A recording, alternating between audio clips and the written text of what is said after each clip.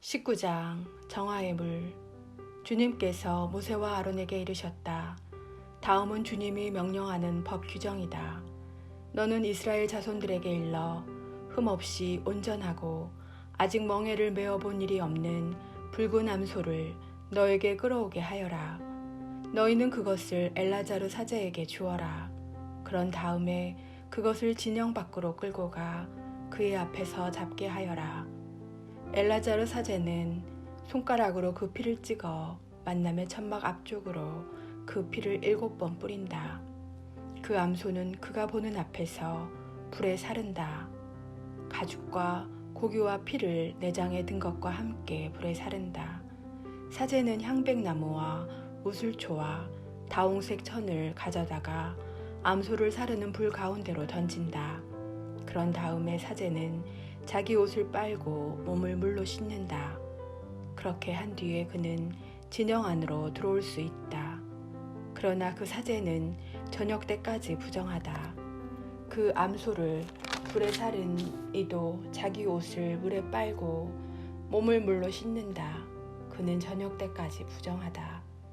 그 뒤에 정결한 사람이 그 암소의 죄를 거두어 진영 밖 깨끗한 곳에 가져다 놓는다. 그것은 이스라엘 자손들의 공동체를 위한 정화의 물에 쓸 것이므로 잘 보관해야 한다. 이 암소는 속죄 제물이다. 암소의 죄를 거두는 이는 옷을 빨아야 한다. 그는 저녁 때까지 부정하다. 이는 이스라엘 자손들과 너희 가운데에 머무르는 이방인들이 지켜야 할 영원한 규정이 되어야 한다. 누구의 주검이든 그것에 몸이 닿는 이는 이래 동안 부정하다. 그가 사흘째 되는 날에 일회째 되는 날에 그 물로 자신을 정화하면 정결하게 된다. 그가 사흘째 되는 날과 일회째 되는 날에 자신을 정화하지 않으면 정결하게 되지 않는다. 누구든지 주검 곧 죽은 사람의 몸에 닿은 이가 자신을 정화하지 않으면 그는 주님의 성막을 부정하게 만든다. 그런 자는 이스라엘에서 잘려나가야 한다. 정화의 물을 자기 몸에 뿌리지 않아 그가 부정한 그대로이면 그의 부정이 여전히 그에게 남아있기 때문이다. 사람이 천막 안에서 죽었을 경우와 관련된 법은 이러하다. 그 천막에 들어가는 이나 천막 안에 있던 이는 모두 이래 동안 부정하다. 끈으로 맨 뚜껑 없이 위가 열린 그릇도 모두 부정하게 된다. 들에 있다가 칼에 맞아 죽은 이나 저절로 죽은 이 또는 사람의 뼈나 무덤에 몸이 닿는 이는 모두 이래 동안 부정하다. 이렇게 부정하게 된 이를 위해서 속죄 제물이 타고 남은 죄를 얼마쯤 그릇에 담고 그 위에 생수를 붓는다. 그런 다음 정결한 사람이 우슬초를 가져다가 그물을 찍어 천막과 모든 기물과 그 안에 있던 이들에게 뿌린다. 뼈나 살해된 이나 저절로 죽은 이나 무덤에 몸이 닿은 이에게도 그렇게 한다. 정결한 이가 사흘째 되는 날과 일회째 되는 날에 부정한 이에게 그물을 뿌려준다. 이렇게 정결한 이가 일회째 되는 날에 부정한 이를 정화해 주면 그는 자기 옷을 빨고 몸을 물로 씻는다. 저녁 때가 되면 그는 정결하게 된다. 부정하게 된 사람이 자신을 정화하지 않으면 그는 공동체에서 잘려나가야 한다. 그가 주님의 성소를 부정하게 만들었기 때문이다. 정화의 물을 자기 몸에 뿌리지 않아 그는 부정하다. 이는 그들이 지켜야 할 영원한 규정이 되어야 한다. 정화의 물을 뿌린 이는 자기 옷을 빨아야 한다. 정화의 물에 몸이 닿는 이도 저녁 때까지 부정하다. 부정한 이가 닿는 것은 무엇이든지 부정하게 되고 그것에 몸이 닿는 사람도 저녁 때까지 부정하게 된다. 20장 미르암의 죽음. 첫째 달에 이스라엘 자손들 곧 온 공동체는 친 광야에 이르렀다. 그리하여 백성은 카데스에 자리를 잡았다. 그곳에서 미리암이 죽어 거기에 묻혔다. 무리바의 물. 공동체에게 마실 물이 없었다. 그래서 그들은 모세와 아론에게 몰려갔다. 백성은 모세와 시비하면서 말하였다. 아, 우리 형제들이 주님 앞에서 죽을 때 우리도 죽었더라면 어쩌자고 당신들은 주님의 공동체를 이 광야로 끌고 와서 우리와 우리 가축을 여기에서 죽게 하시오. 어쩌자고 당신들은 우리를 이집트에서 올라오게 하여 이 고약한 곳으로 데려왔소. 여기는 곡식도 무화과도 포도도 석류도 자랄 곳이 못되오. 마실 물도 없소. 모세와 아론은 공동체 앞을 떠나 만남의 천막어기로 가서 얼굴을 땅에 대고 엎드렸다. 그러자 주님의 영광이 그들에게 나타났다. 주님께서 모세에게 이르셨다. 너는 지팡이를 집어들고 그의 형 아론과 함께 공동체를 불러 모아라.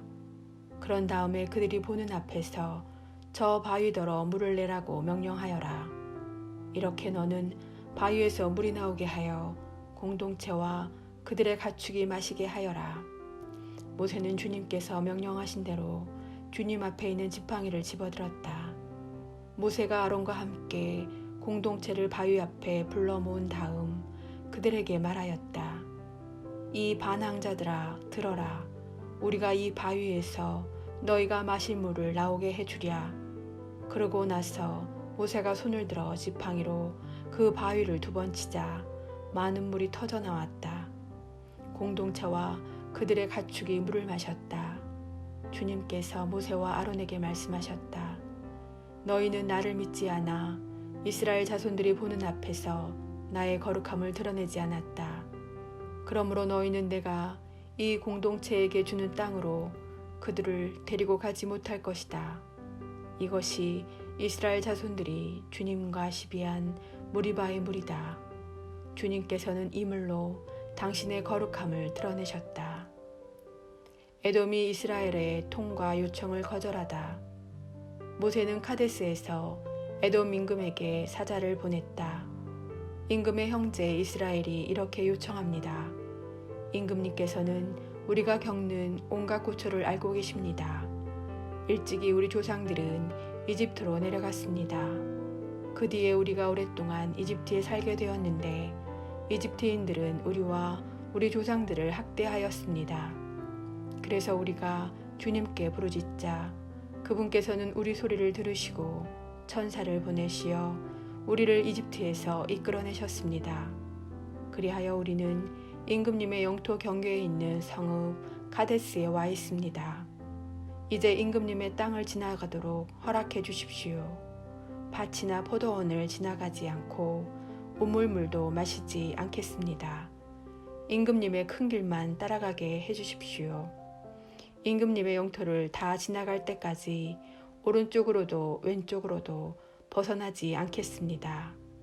그러나 에돔은 그에게 이렇게 대답하였다. 당신은 내 땅을 지나가지 못하오.